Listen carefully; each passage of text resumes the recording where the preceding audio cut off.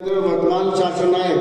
जिनका आज हम 2550वां निर्वाण महोत्सव मना रहे हैं, ऐसे वर्धमान स्वामी की उपस्थित सभी आदरणीय बंधुगण को मेरा सादर जय जिनेंद्र। ये प्रकरण वर्तमान में शुरू होता है 1 अक्टूबर से, जब हमारे कुछ साधर्मी भाई पुलिस को पूर्व में सूचना देकर, शासन प्रशासन को पूर्व में सूचना देकर 22 तीर्थंकर भगवान नेमिनाथ की मोक्ष स्थली उज्जैन पर्वत, गिरनार पर्वत की वंदना करने के लिए गुजरात के जूनागढ़ स्थित गिरनार पर्वत की वंदना के लिए जाते हैं। 1 तारीख को वो वहां पर पूजन अर्चना करते हैं, वंदना करते हैं। जैसे ही 5वीं टोक पर नेमिनाथ भगवान का जयघोष करते हुए अंदर जाते हैं, उन पर आपत्ति की जाती है। एक वीडियो वायरल हुआ जिसमें वहां बैठे एक व्यक्ति ने चिमटा और तलवार लेकर उन पर जानलेवा हमले का प्रयास किया। वो लोग किसी तरह अपनी वंदना करके नीचे आ जाते हैं। उसके बाद 7 अक्टूबर को वहां पूर्व सांसद महेश गिरी द्वारा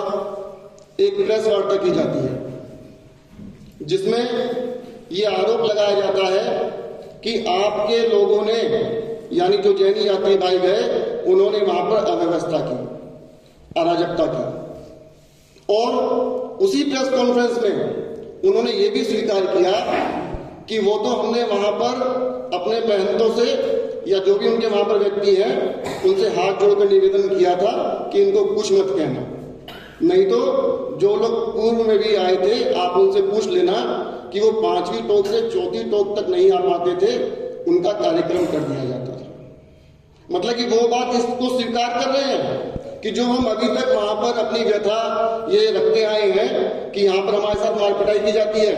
गाली गलौज की जाती है, जानलेवा हमले किए जाते हैं। और 1 जनवरी 2013 को मुनिश्री प्रबल सागर जी महाराज पर भी जानलेवा हमला किया गया, उनको मरणासन कर दिया गया, जिसको 7 अक्टूबर की प्रेस कॉन्फ्रेंस में उन्होंने स्वयं स्वीकार किया। और भी ना जाने कितने तरह की धमकियां वहां पर दिगंबर जैन समाज के खिलाफ बोली गई, वो हम सबने सुनी है। उसके बाद 28 अक्टूबर को उसी चेष्टा के साथ एक धर्मसभा बुलाई जाती है, जैन समाज के विरुद्ध में धर्मसभा बुलाई जाती है। वो ये शायद भारतीय इतिहास में पहली बार हुआ होगा कि धर्मनिरपेक्ष विश्व के सबसे बड़े लोकतंत्र देश में एक अहिंसक, शांतिप्रिय, अल्पसंख्यक जैन समाज के खिलाफ जिस तरह का जहर पिला गया, जिस तरह की नफरत बोई गई, उसने पूरे विश्व में भारत की अनेकता में एकता के स्वरूप को खंडित करने का काम किया। उसमें ना जाने किस तरह की धमकियां दी गई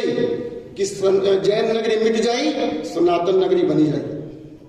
उसमें जिस व्यक्ति ने पालीताना में कब्जा करने के लिए कहा, उस व्यक्ति को सम्मान किया गया।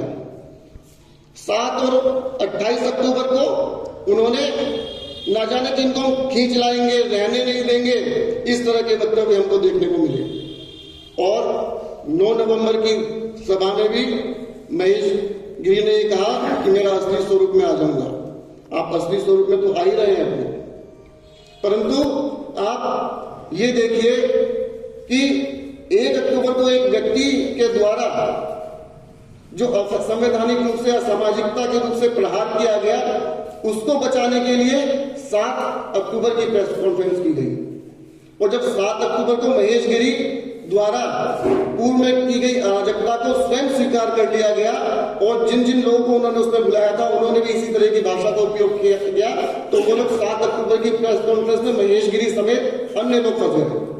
फिर उनके बचाव के लिए उन्होंने 28 अक्टूबर को एक धर्म सभा बुलाई, जिसमें जितने लोग भी आए थे सभी लोगों ने इसी तरह की नफरत भरी भाषा का उपयोग किया और जैन धर्म को मिटाने का एक वक्तव्य इस तरह का दिया। और 28 अक्टूबर को जब उन्होंने देखा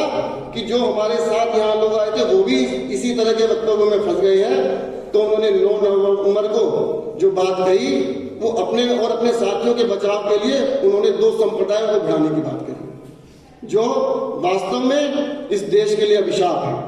हमारा किसी धर्म से, किसी संप्रदाय से अलगाव नहीं है, बल्कि जो लोग अवैध रूप से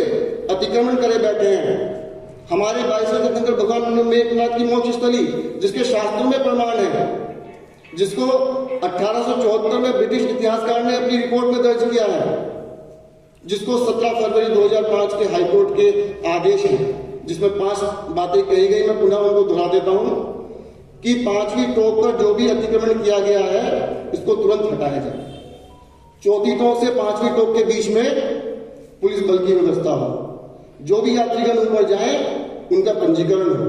क्योंकि जिस तरह की भाषा ये पूर्व में भी बोलते रहे हैं ताकि ये सुनिश्चित हो कि जितने यात्री वंदना करने गए उतने ही वापस आ गए, कहीं 5वीं टोक से 4थी टोक के बीच में किसी का कार्यक्रम ना कर दिया गया। और यहाँ पर सीसीटीवी कैमरे लगाए जाए ताकि किसी के द्वारा भी की गई अभद्रता उसमें कैद हो जाए। और 5वीं टोक पर किसी को भी रुकने की अनुमति ना हो। और क्योंकि ये विवाद 2 लोगों का हो गया था तो उसमें ये है कि दोनों लोग अपनी अपनी मतानुसार यहाँ पर पूजन अर्चन करते रहे, परंतु 17 फरवरी 2005 के आदेशों के बावजूद आज तक उनको अनुपालन क्यों नहीं कराया गया? वो कौन सी ताकतें हैं, वो कौन सी विचारधारा है जो हाईकोर्ट के आदेशों को तक अनुपालन करने से रोक रही है? यहां पर एक प्रश्न और उठता है कि अभी हमने देखा कि सिख समाज का एक प्रकरण हुआ कि जब एक भाजपा के नेता के द्वारा सिख समाज और गुरुद्वारे के बारे में अभद्रता पूर्ण टिप्पणी की गई, 24 घंटे के अंदर उस नेता को पार्टी से बर्खास्त कर दिया गया। परंतु बड़ी पीड़ा के साथ कहना पड़ता है क्योंकि हम सब लोग एक समर्थक के रूप में जाने जाते हैं, परंतु आज 1 महीने से भी ज्यादा का वक्त हो गया है और वो बार बार महेश गिरी बार बार भाजपा के शीर्ष नेताओं से, शीर्ष नेतृत्व से और संघ के शीर्ष नेतृत्व से अपने आप को जुड़ा होने की बात कहते हैं और नेत्र संपर्क की बात कहते हैं, परंतु आज तक उनके खिलाफ कोई ना तो कार्रवाई हुई और ना भारतीय जनता पार्टी या संघ की तरफ से कोई आधिकारिक बयान देकर अपने आप को इस बयान से अलग किया गया या भर्त्सना की गई। तो एक पीड़ा होती है। 7 अक्टूबर को जब ये घटना हुई, जब उन्होंने प्रेस कॉन्फ्रेंस कर जहर उगला, तो हम वहां हमारा निवेदन था, एक आग्रह था कि आप इसको रोकिए, परंतु 28 अक्टूबर को भी जब उन्होंने इसी तरह से एक संप्रदाय के खिलाफ, आप इतिहास उठाकर देख लीजिएगा कि एक संप्रदाय के खिलाफ, विशेष संप्रदाय के खिलाफ इस तरह से खुले में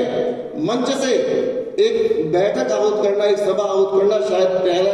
पहली बार ऐसा काला दिवस हुआ होगा। उसके बाद उन्होंने फिर 3 नवंबर को हमारे साधुओं के खिलाफ उनको कोर्ट में घसीटने की बात कही। और यहां तक वक्तव्य की बात है तो ये सब कानूनी भाषा होती है, जो भाषाओं को, वक्तव्यों को तोड़ मरोड़ कर पेश किया जाता है, परंतु वहां पर जो अब उन्होंने आशय निकाला गुजराती भाषा में, जो कहा था कि नागा साधु का अगर धड़ भी, ये उनके अनुसार है कि नागा साधु का अगर धड़ भी अलग हो जाए तो उसका धड़ सबका सफाया करता हुआ 5वीं टोक पर पहुंच जाएगा। तो किसका सफाया करते हुए पहुंच जाएगा? और एक बात, विशेष बात उन्होंने कही थी कि हमारे पास नागा साधुओं की जय भवानी जय शिवाजी एक ऐसी सेना है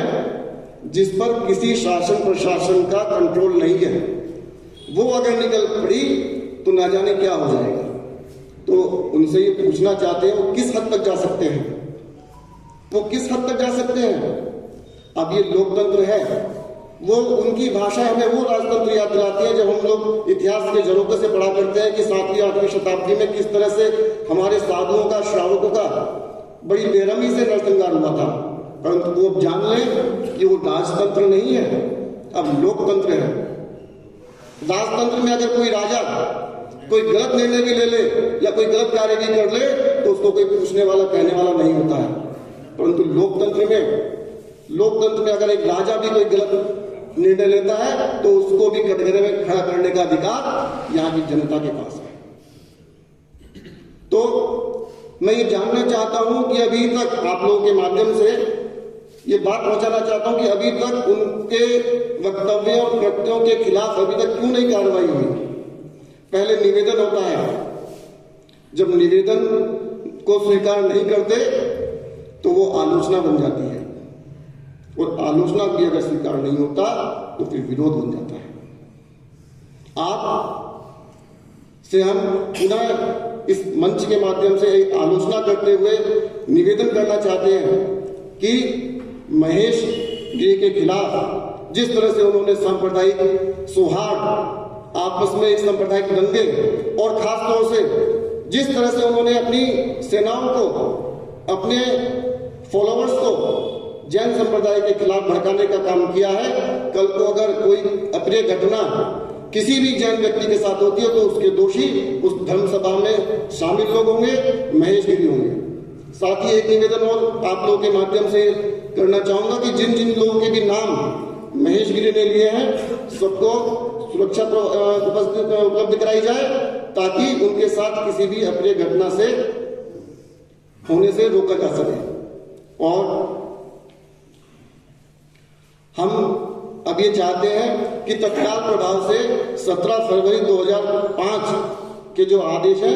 उनका अनुपालन सुनिश्चित हो। सभी को सादर जय।